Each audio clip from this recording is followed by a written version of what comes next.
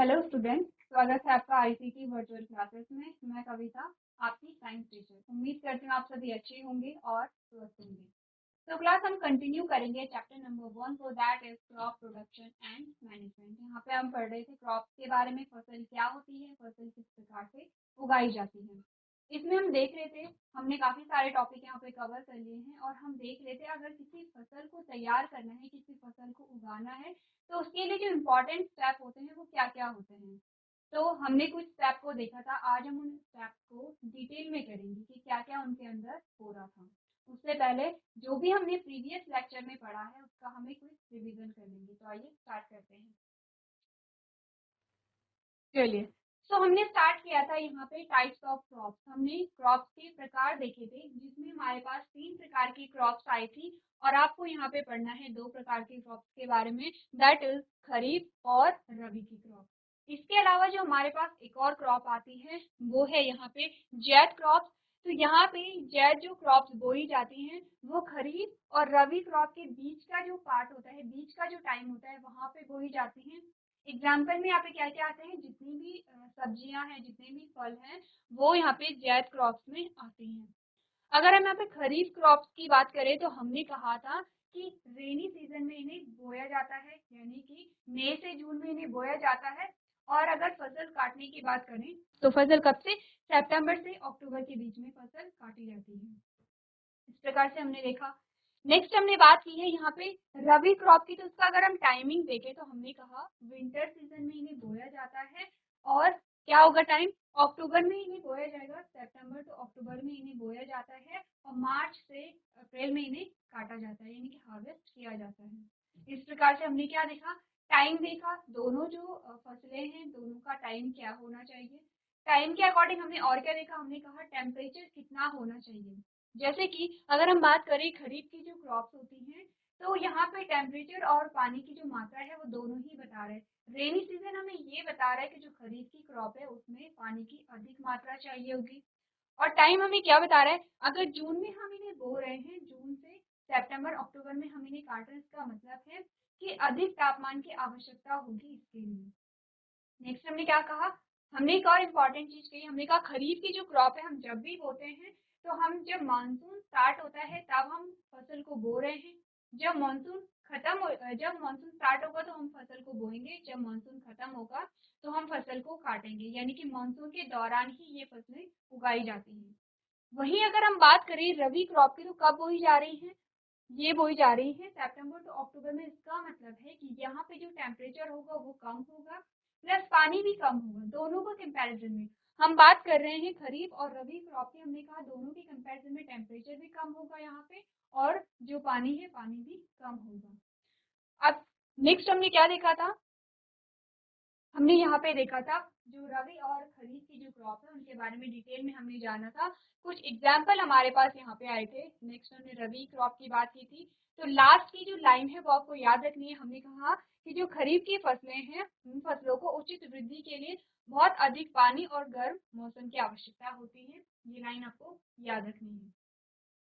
वहीं अगर हम रबी की फसलों की बात करें, हमने कहा ऐसी फसलों को बीजों के अंकुरण और परिपक्वता के लिए गर्म जलवायु की आवश्यकता होती है, हालांकि उन्हें अपने विकास के लिए ठंडी जलवायु की आवश्यकता होती है।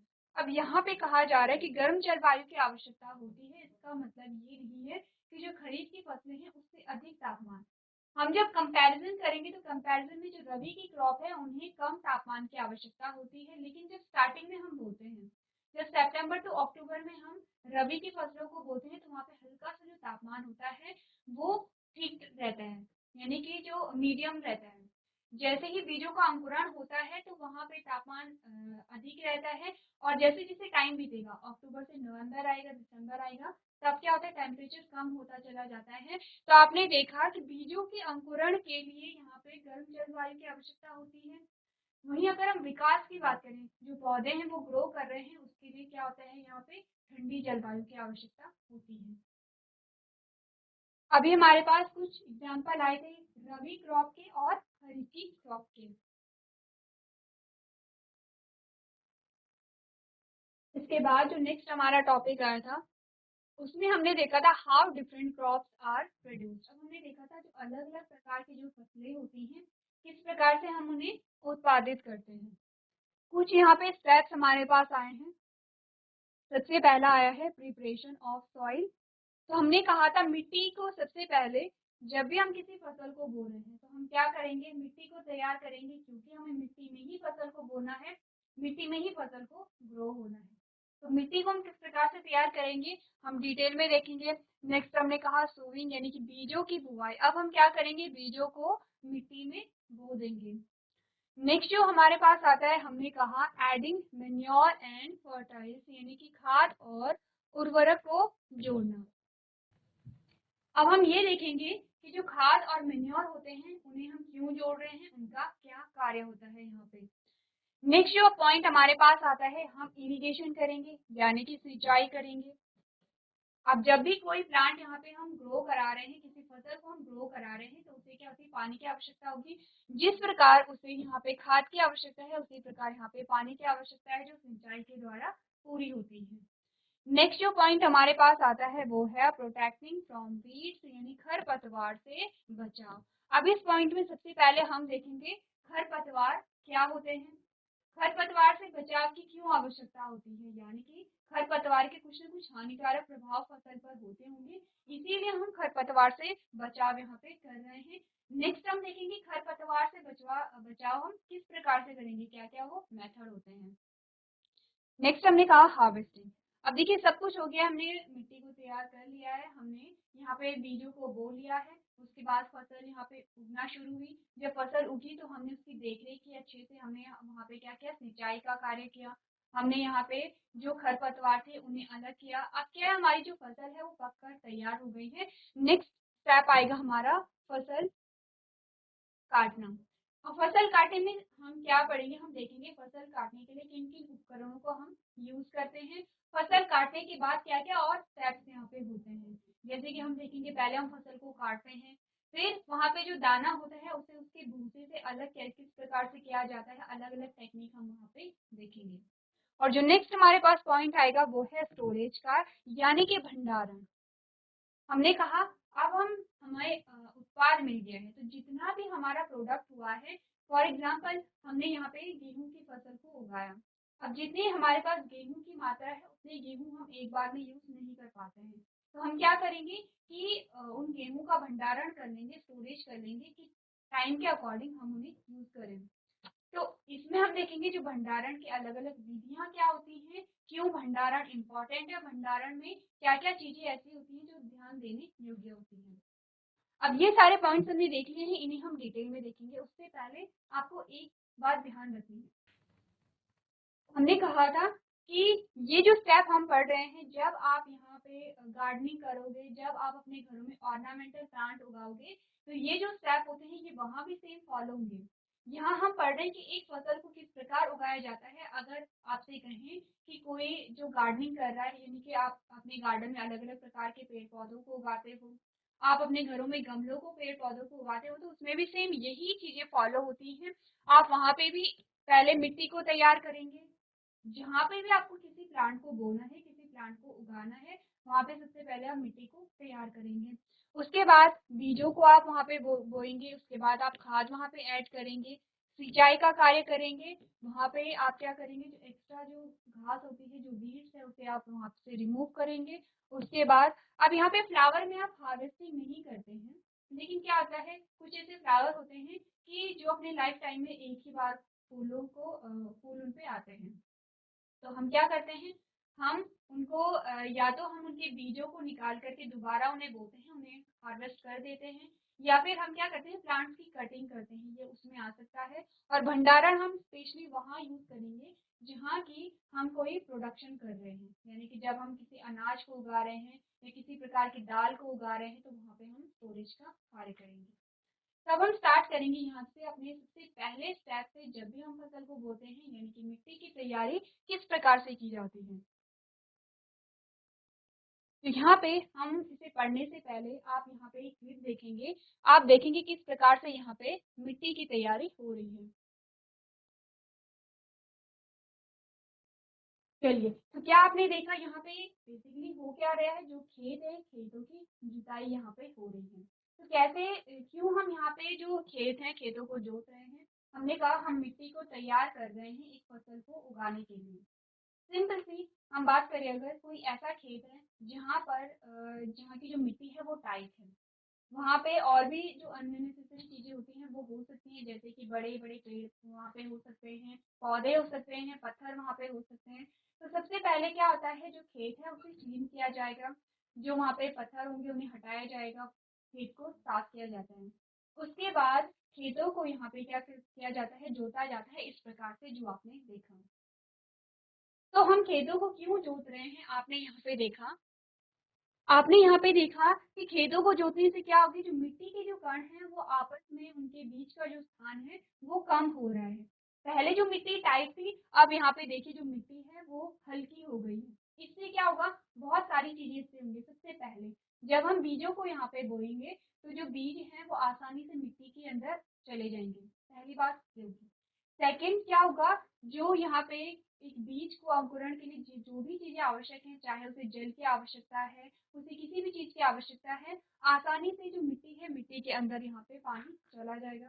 तीसरी बात क्या होगी, जब बीजों में अंकुरण आएगा तो जो बीज से रूट और शूट का निर्माण होता है, तो रूट और शूट के निर्माण में आसानी होगी। जो जड़ है वो आसानी से पेनिट्रेट कर पाएगी, यानी कि जड़ की जो वृद्धि है वो नीचे की ओर आसानी से हो पाएगी। हमने कहा जड़ नीचे की ओर आसानी से चली जा पाएगी और ऊपर आसानी से आ पाएगी, क्योंकि जब मिट्टी के कण यहाँ पे हल्के होंगे तो इसीलिए वहाँ पे जो पौधा है वो आसानी से उग पाएगा। यही हमने पढ़ा है किसमें, इसीलिए हम क्या करते हैं, मिट्टी की तैयारी करते हैं। क्या आपने पढ़ा, आपने देखा प्रिपरेशन ऑफ सॉइल में हमने क्या किया, soil is prepared before sowing the seed, यानी कि बीज बोने से पहले मिट्टी की तैयारी की जाती है। अब हमने क्यों कहा कि हम हर जगह मिट्टी की तैयारी कर रहे हैं, चाहे आप किसी गमले में किसी पौधे को उगा रहे हो, चाहे आप किसी खेत में किसी फसल को उगा रहे हो, वहां पे आपको मिट्टी को तैयार करना जरूरी हो जाता है। मिट्टी की तैयारी से मतलब है कि जो मिट्टी के कण हैं जो आपस में टाइटली जुड़े हुए हैं, उन कणों के बीच में जो स्थान है वो हमें बढ़ाना है, यानी मिट्टी को हल्का करना है। नेक्स्ट हमने क्या देखा, हमने कहा the soil is loosen to increase the absorption of water and manures, यानी कि पानी और खाद के अवशोषण को बढ़ाने के लिए मिट्टी को ढीला किया जाता है। अब आपने देखा होगा कि आपके पास एक खेत इस प्रकार से है कि जिसमें जो मिट्टी है वो ढीली है, उसके जो कणों के बीच का जो स्थान है वो अधिक है। एक खेत ऐसा है कि जो बिल्कुल टाइट है, वहां पे हमने किसी भी प्रकार की जो मिट्टी है उसे ढीला नहीं किया। दोनों खेतों में अगर आप पानी डालते हो तो आप देखोगे ये जो खेत है जहाँ पे मिट्टी ढीली है वहाँ पे पानी का अवशोषण बहुत ईजिली हो जाता है। जो मिट्टी वहाँ पे टाइट है वहाँ पे जो पानी का अवशोषण है उसमें टाइम लगता है। तो यही आपको बताया जा रहा है कि जो मिट्टी में खनिज लवण और पानी के अवशोषण को बनाने के लिए हम क्या करते हैं, यहाँ पे मिट्टी को ढीला करते हैं। नेक्स्ट हमने क्या देखा, loosing of soil particles add humus and nutrient in soil that increase crop yield. क्या कह रहा है कि मिट्टी के कणों को ढीला करने से मिट्टी में ह्यूमस और पोषक तत्व जुड़ते हैं, जिससे फसल की पैदावार बढ़ती है। अब जब मिट्टी ढीली होगी उसमें ह्यूमस जुड़ेगा, पोषक तत्व जुड़ेंगे। जैसे कि हमने कहा है कि कोई एक खेत है उसमें बहुत सारी चीजें यहाँ पे हो सकती हैं, जैसे कि कुछ ऐसी चीजें हो सकती हैं जो जिसकी जो हटाने वहां से इम्पोर्टेंट है, जैसे हमने बड़े बड़े पत्थर का, हो सकता है कि वहाँ पे कुछ लकड़ियां होंगी, वो हमें हटाने जरूरी है। इसके अलावा वहाँ पे क्या होंगे, कुछ ऐसे सूखे पत्ते भी होंगे जो पेड़ों से गिरे होंगे, तो वो जो पत्ते होते हैं वो ह्यूमस में कन्वर्ट हो सकते हैं। तो क्या होगा, जब हमने मिट्टी को ढीला किया वो जो पत्ते थे वो मिट्टी के अंदर अब दब गए हैं। जब मिट्टी के अंदर वो दब जाएंगे तो वो ह्यूमस में परिवर्तित हो जाएंगे, यानी खाद में उनका परिवर्तन हो जाएगा। तो इसीलिए भी जो मिट्टी है उसकी तैयारी करना इम्पोर्टेंट हो जाता है। नेक्स्ट हमने क्या कहा, हमने कहा टिलिंग और loosing the soil is done by plug which are pulled by a pair of bulls, यानी कि हल जोतने या ढीला करने का काम एक जोड़ी बैलों द्वारा खींचे जाने वाले हलों से किया जाता है। अब जो हम मिट्टी की तैयारी कर रहे हैं उसके लिए क्या यहाँ पे यूज हो रहा है, हमने कहा यहाँ पे हम हल के द्वारा मिट्टी को लूज कर रहे हैं, मिट्टी की तैयारी कर रहे हैं, और हल प्लस वहाँ पे क्या है, बैलों की एक जोड़ी है जो कि मिट्टी की तैयारी में यहाँ पे शामिल है। नेक्स्ट हमने क्या कहा, tractor driven cultivators are also use to loosen the soil, यानी कि मिट्टी को ढीला करने के लिए ट्रैक्टर चालित कल्टीवेटर का भी उपयोग किया जाता है।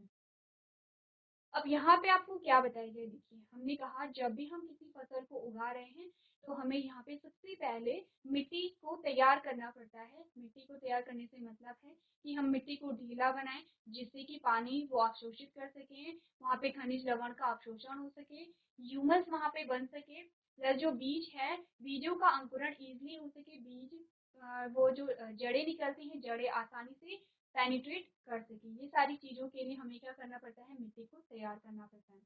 सेकेंड चीज़ आपको बताई गई है कि मिट्टी को तैयार करने के लिए कौन सा उपकरण यहाँ पे यूज हुआ है। हमने कहा यहाँ पे हल का उपयोग किया गया है। और हल का उपयोग कौन कर रहा है, यहाँ पे जो यहाँ पे बैल है एक जोड़ी उनके द्वारा यहाँ पे किया गया है। तो आपके पास क्वेश्चन आ सकता है कि मिट्टी के प्रिपरेशन में कौन सा उपकरण यहाँ पे यूज हो रहा है। इस प्रकार से आप अपना यहाँ पे आंसर लिखेंगे। चलिए, तो यहाँ पे जब हम पढ़ रहे थे मिट्टी की तैयारी के बारे में किस प्रकार से की जाती है, तो हमने दो चीजें पढ़ी हैं। हमने पढ़ा है कृषि में किस किस प्रकार के यंत्र का यहाँ पे यूज हो रहा है। एक हमने पढ़ा है यहाँ पे हल का यूज होगा, दूसरा हमने कहा है कि यहाँ पे ट्रैक्टर का भी यूज होता है। तो नेक्स्ट जो हेडिंग हमारे पास आती है वो यही आती है कि कृषि में किन किन यंत्रों का यूज होता है। वैसे तो काफी सारे यंत्र यहाँ पे यूज होते हैं, लेकिन हम मेनली उन यंत्रों के बारे में पढ़ेंगे जो कि आपकी बुक में दिए गए हैं। तो नेक्स्ट जो हेडिंग हमारे पास आती है वो है एग्रीकल्चरल इम्प्लीमेंट। क्या होते हैं कृषि यंत्र, आपने कहा व्हाट आर एग्रीकल्चरल इम्प्लीमेंट्स, यानी कि कृषि यंत्र क्या होते हैं। सबसे पहले आपको डेफिनेशन बतानी है कृषि यंत्र क्या होते हैं। आप पढ़ेंगे agricultural implements are tools which are required to carry out agricultural practice, यानी कि कृषि उपकरण ऐसे उपकरण हैं जिनकी कृषि पद्धतियों को करने के लिए आवश्यकता होती है। सिंपली हमने कहा कृषि यंत्र वो यंत्र होते हैं जिनका उपयोग हम कृषि को करने के लिए यहाँ पे यूज करते हैं। नेक्स्ट हमने क्या कहा, हमने कहा there are number of agricultural implement use in today's farming activities in general. These implements are of 5 major types. हमने कहा है आज की कृषि गतिविधियों में उपयोग किए जाने वाले कई कृषि उपकरण हैं। सामान्य तौर पर ये उपकरण 5 प्रमुख प्रकार के होते हैं। तो यहाँ पे 5 प्रकार के हमारे पास ये उपकरण आते हैं। हम पढ़ेंगे सिर्फ 3 उपकरणों के बारे में, क्योंकि आपकी बुक में सिर्फ 3 उपकरणों की बात यहाँ पे की गई है।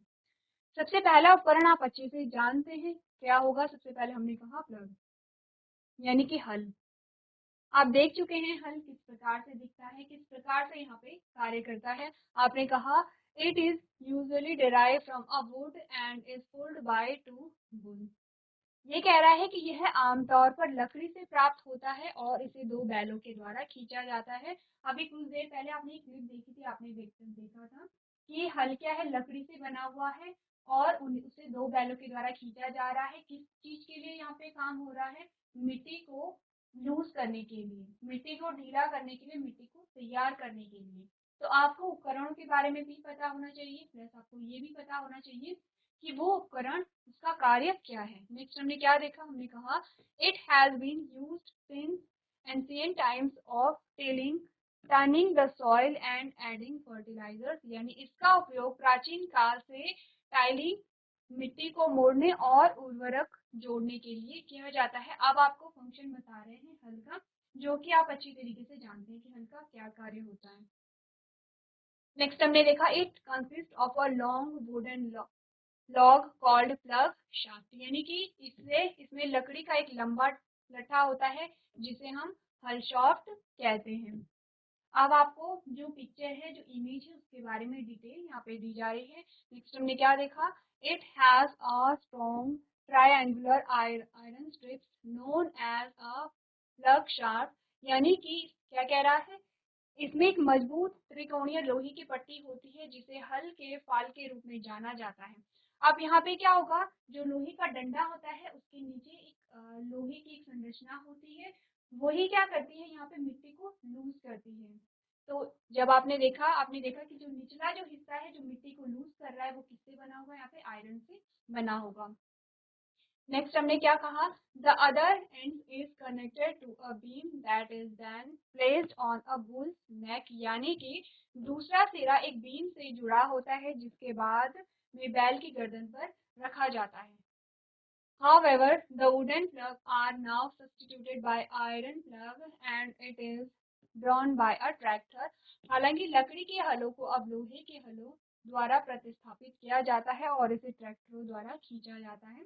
तो हम यहाँ पे देख रहे हैं कि अगर हम पारंपरिक कृषि की बात करें तो यहाँ पे क्या होते हैं, जो लकड़ी के हल हैं वो यूज हुआ करते थे, लेकिन अब क्या है, अब कई जगहों पर हम देख रहे हैं कि लकड़ी के हलों की जगह यहाँ पे अब ट्रैक्टर का यूज होता है।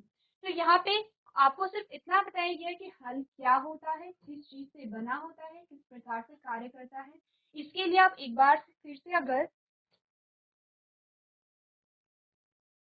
अगर आप फिर से एक बार यहाँ पे देखेंगे,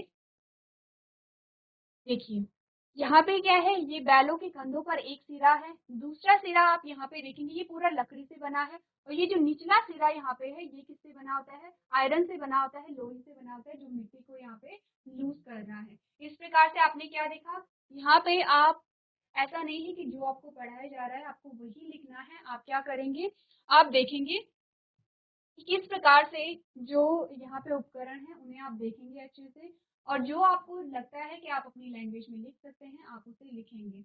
हमने सिर्फ इतना पढ़ा है कि जो हल है वो लकड़ी से बना होता है, उसका जो निचला हिस्सा है वो आयरन से बना होता है, नुकीला होगा, क्योंकि मिट्टी को लूज करने के लिए कौन यहाँ पे यूज कर रहा है, जो आयरन का पीस है वो वहाँ पे हम यूज कर रहे हैं। तो यहाँ तक की बात क्लियर है।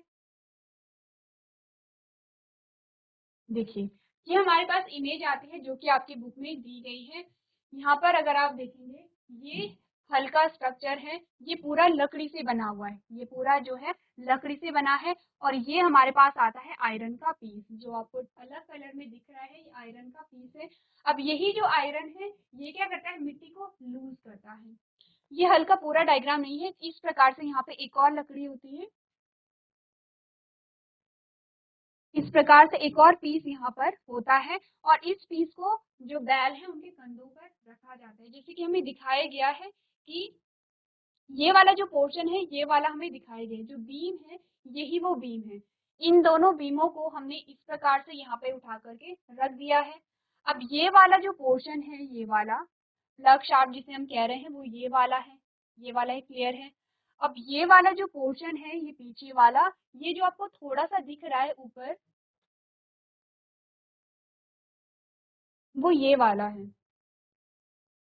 और जो आयरन वाला जो पीस है ये मिट्टी में अंदर धंसा हुआ है, यहाँ पर जो हमें दिखाई नहीं दे रहा है। तो हमने क्या देखा, हमने देखा कि जो आयरन का पीस है वो यहाँ पे मिट्टी को ढीला कर रहा है, मिट्टी को लूज कर रहा है, पूरा जो किससे बना है, लकड़ी से बना है।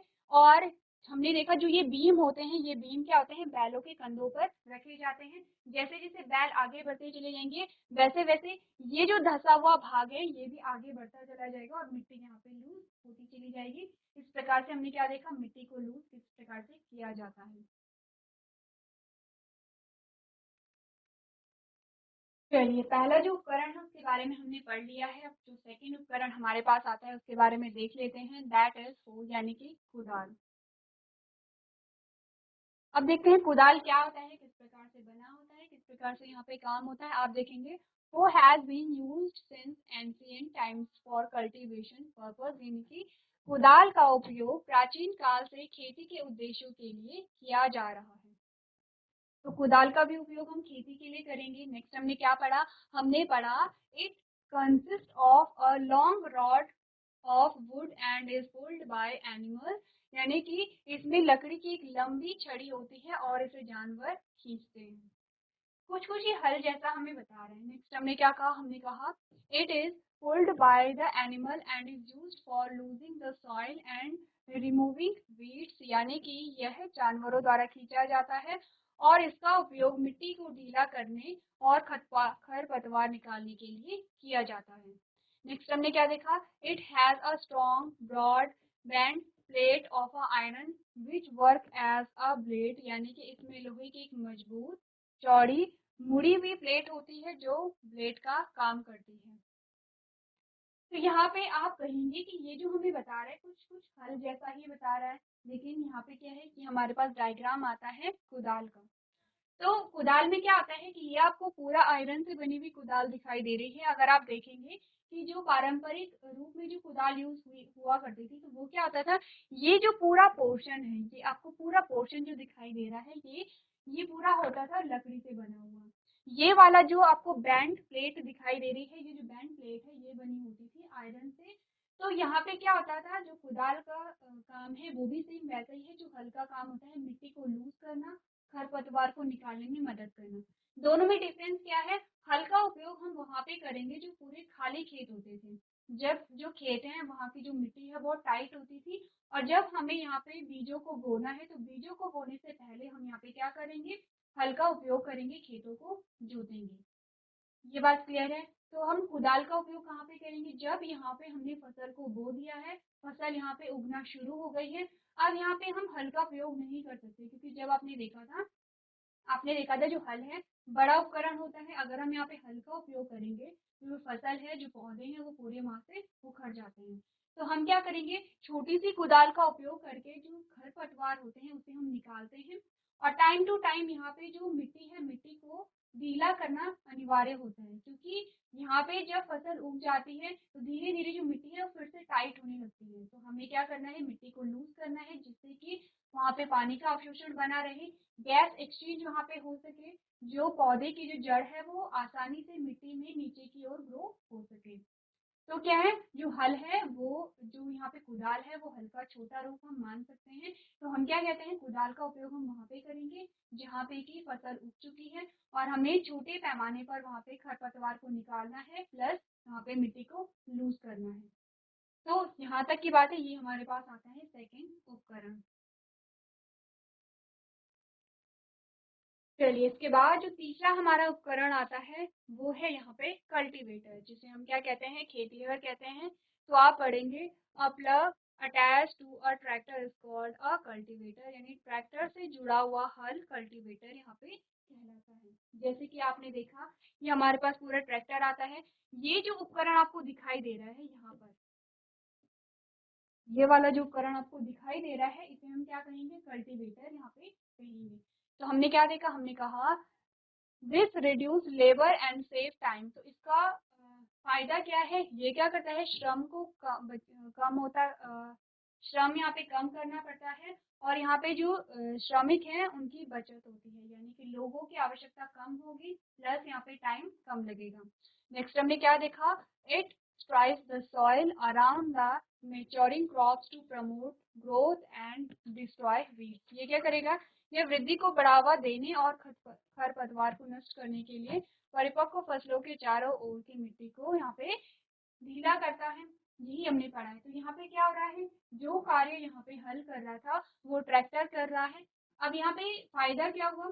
हल में हमने देखा, एक व्यक्ति हल चला रहा है, दो बैल वहाँ पे कार्य कर रहे हैं, टाइम भी वहाँ पे ज़्यादा लगेगा।